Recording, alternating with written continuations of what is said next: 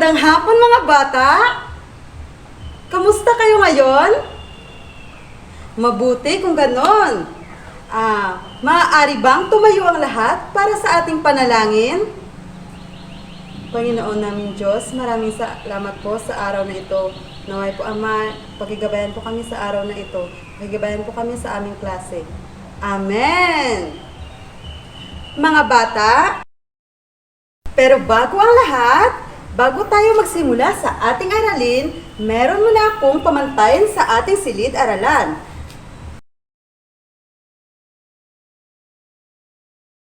Pero bago ang lahat, maaari bang alamin kung sino ang lumiban ngayon sa ating klase? Mabuti dahil walang lumiban sa klase. Palakpakan natin ang ating mga sarili. Bago tayo magsimula sa ating bagong aralin, maaari bang alamin mga bata kung ano ang ating pinag-aralan noong nakaraang araw? Sa pamamagitan ng pag-alam ng inyong mga ideya o nakakaalala pa ba kayo ng ating pinag-aralan noong nakaraang araw, ay ito ang ating sasagutan. Basahin at unawain mabuti ang nakalagay na pangungusap sa bawat bilang. Mag-thumbs up kung ito ay tama at thumbs down naman kung ito ay mali. Naintindihan ba mga bata? Mabuti kung ganon. Magaling ang lahat dahil nakasagot ng tama sa ating inaral noong nakaraang araw. Palakpakan natin ang ating mga sarili. Sa pagsisimula ng ating mga aralin, ako ay may inihandang gawain sa inyo. Kayo ba'y nakahanda ng mga bata? O sige, dahil nakahanda na ang lahat, ang ating gawain ngayon ay ukol sa pagbuo ng puzzle at pag-alam kung anong binuo nyo na larawan sa puzzle sa pamamagitan ng code case. Nakikita nyo ba ang code case? Oo, dahil nakikita nyo ang code case, una ninyong gawin ay ito ang unang pangkat, ito ang ikalawang pangkat, ito ang ikatatlong pangkat, ito ang ikaapat na pangkat, at iyon naman ang ikalimang pangkat. Ang gagawin nyo lamang ay, ang bawat pangkat ay bibigyan ko ng larawan na inyong bubuuin.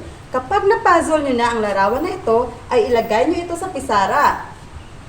Sa pamamagitan ng binigay ko na code case dito sa pisara, ay alamin nyo kung anong larawan ang inyong nabuo sa bawat pangkat. Naintindihan ba mga bata? O sige, dahil naintindihan ang lahat, pwede nyo nang simulan ang inyong gawain.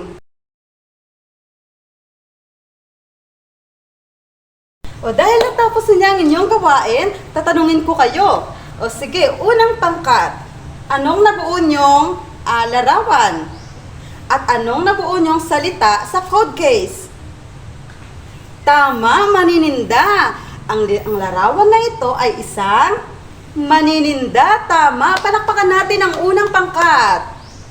O, dumako naman tayo sa ikalawang pangkat. Ikalawang pangkat, ano naman ang inyong nabuo?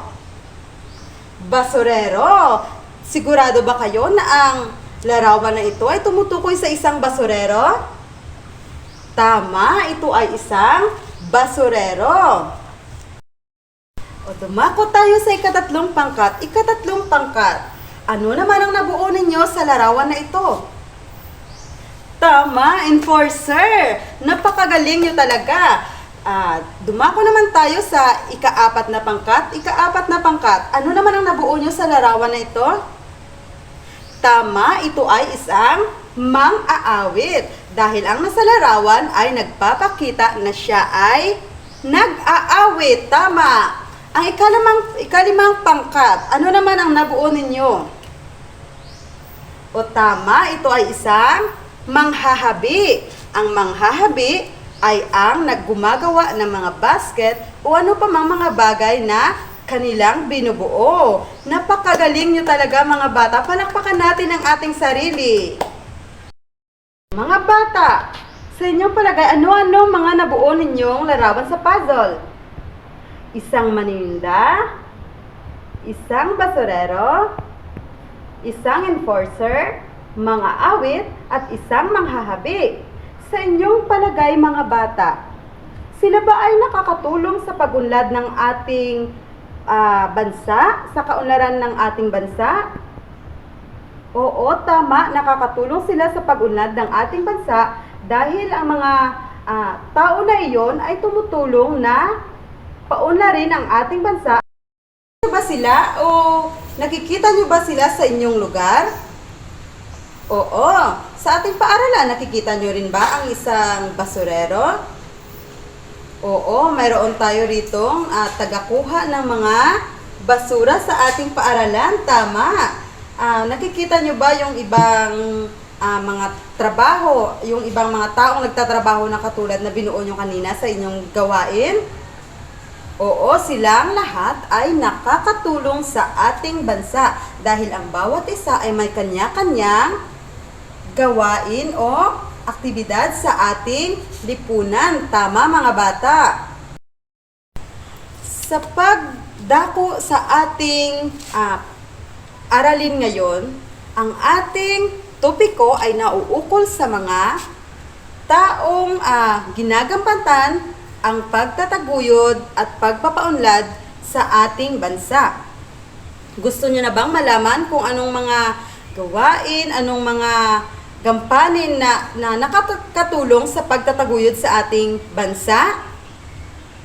O sige, dahil gusto niyo na, ang una ay ang pagmamahal sa bansa at kapwa Pilipino. Pakibasa mga bata ang kahulugan nito. Maraming salamat mga bata. Ang pagmamahal sa ating bansa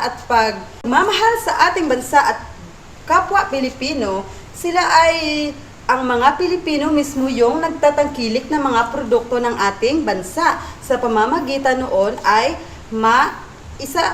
maaaring makatulong tayo sa kahirapan, makakapagbigay ng hanap buhay sa ating kapwa Pilipino dahil mismo tayong mga Pilipino ay minamahal natin ang ating kapwa. Tama mga bata? Dito naman tayo sa ikalawang gampanin sa pagtataguyod ng ating bansa. Pakibasa mga bata kung anong ikalawa.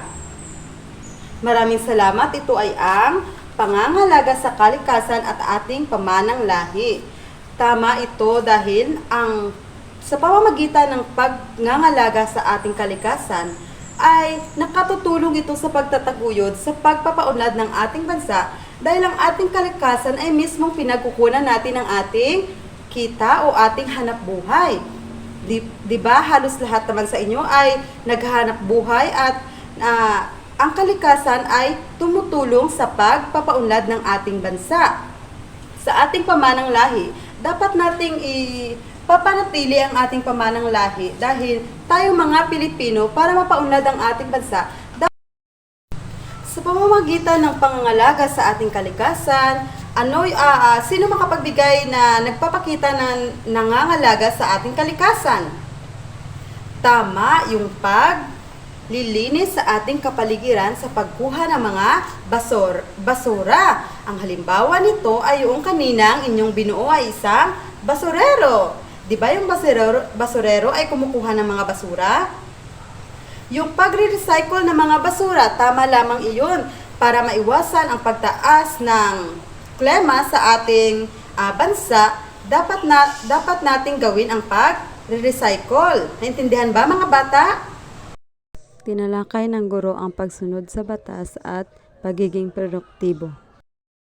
O dahil naintindihan nyo na ang mga gampanin na nagtataguyod upang itataguyod at nakakatulong sa pagpapaunlad ng ating bansa, ay meron akong inihandang gawain. Kayo ba ay nakahanda mga bata? O sige, dahil kayo ay nakahanda, ito ang panuto.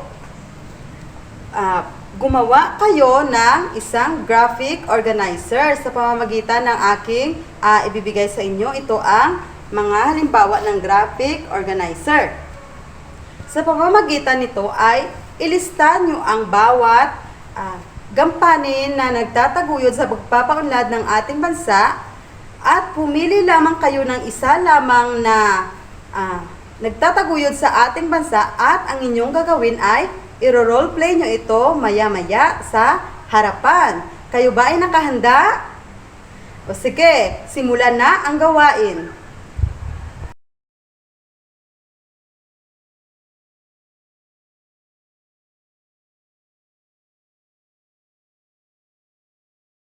Sa pagpapalalim pa ng inyong ideya, dahil natapos nyo ng wasto ang inyong mga gawain at naipakita nyo kung ano ang ginagampanan sa ating bansa, meron akong tanong sa inyo. Unang tanong, paano kayo nagiging halimbawa o paano kayo bilang isang Pilipino nakakatulong sa pagpapaunlad ng ating bansa? Tama. Bilang Pilipino, kayo ay nakakatulong sa pagpapaunlad ng ating bansa dahil ikaw mismo bilang isang tao, ikaw mismo ang gumagawa ng mga gampanin na maaaring mapapaunlad ang ating bansa. Bilang isang Pilipino, meron tayong iba't ibang mga kakayahan sa ating sarili. Meron tayong na ginagampatan sa ating mamamayan. Naintindihan ba mga bata? Magaling.